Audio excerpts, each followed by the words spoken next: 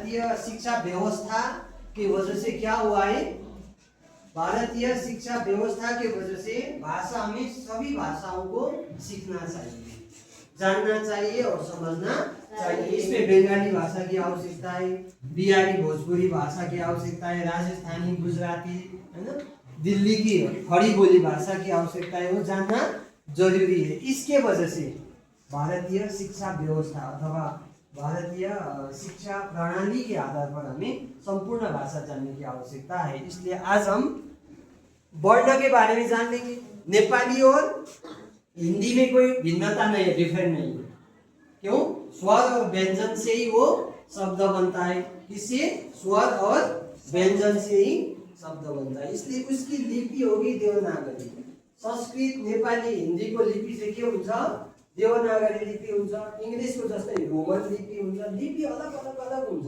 त्यसले गर्दा हामी आज के गरौँ? हिन्दी भारतीय भाषा समर कैम्प 2026 को आज हामी के गर्दैछ?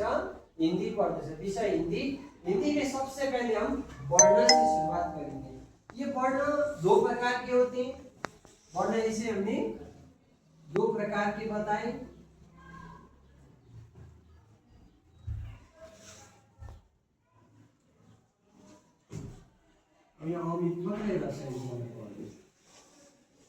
अब दो प्रकार के होते हैं, एक स्वर वर्ण, एक व्यंजन वर्ण। वर्ण दो प्रकार के होते हैं। अब स्वर वर्ण में अ, आ, छटाई बढाई, छटौ बढौ, छटाई, ए, ऐ, ओ, औ, अ, यो हामीले जानेकै कुरा हो।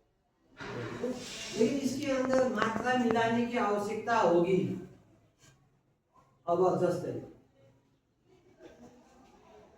जैसे कि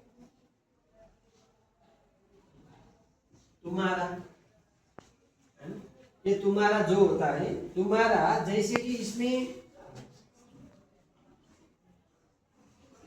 बढाऊ, बढाऊ लाउँदाखेरि त्यो मिस्टेक हुन्छ, बुझ्यो हैन? इसलिए इसमें छटाऊ की आवश्यकता रहेगी। ये विभिन्न विषय आज यहाँ पर समावेश किया गया है। इसलिए स्वर और व्यंजन मिलने के बाद शब्द बनता है।